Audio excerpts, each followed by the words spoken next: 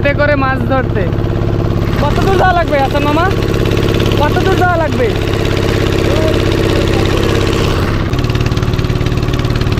আজকের আবহাওয়াটা একটু ঠান্ডা আছে।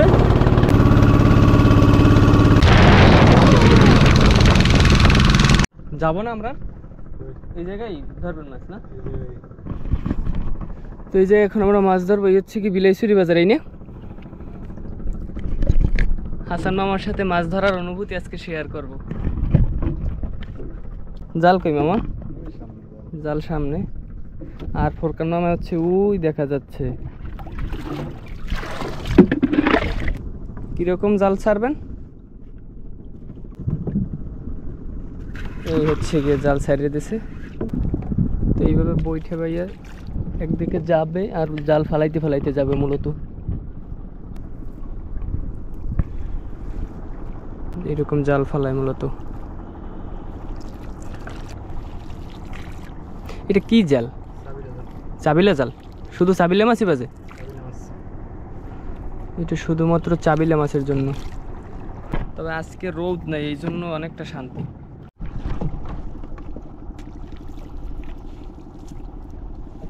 জাল ফেলানো মূলত শেষ। এখন আধা ঘন্টা না 1 ঘন্টা, আধা ঘন্টা বা 45 মিনিট অপেক্ষা করে তারপর জাল তুলবো আমরা। আজকে মূলত সারাদিন মাছ ধরার প্ল্যান নিয়ে আসছি। জাল তুলবেন এখন মামা? আধা ঘন্টার বেশি হয়েছে না?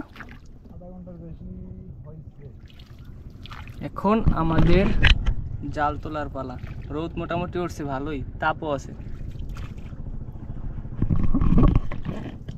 এইখানের এই ভাই হয়তো এই রান্না বান্না করতেছে বোটে। এদের জীবনযাপনই নাকি বোটে। এই জায়গা থেকে শুরু না? এই জায়গা থেকে শুরু। একটু আগাইয়ে বসি, মাছ দেখবো। বালতি, এটার ভিতর হচ্ছে বরফ। এই যে বিসমিল্লাহ।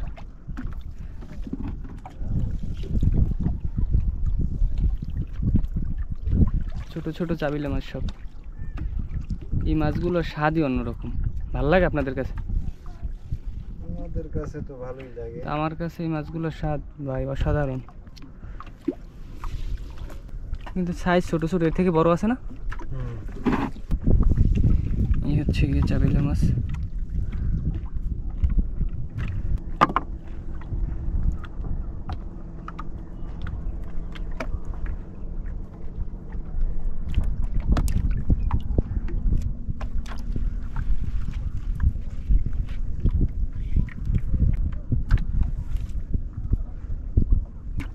একবার জাল ফেলাইয়ে কত কেজি পেয়েছেন সর্বোচ্চ?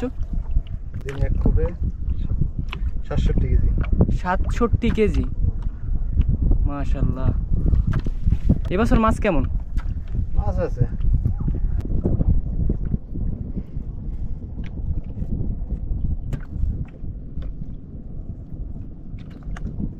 আসলে এইগুলো দেখতে কি যে ভালো লাগে। তারপর আবার কত সুন্দর একটা পরিবেশ।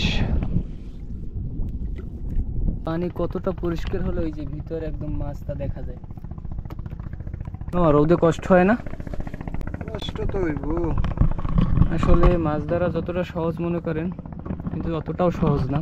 এই যে প্রচুর রোদে থাকতে থাকতে এদের চেহারা গেছে একদম কালো হইয়া, আর আমার মাথায় ছাতি নিয়ে বসে আছি। সহ্য করার মতন রোদ না। আর কত দূর? আর অল্প একটু আছে। যাই হোক, আমাদের মোটামুটি 1 খোপ মারা শেষ।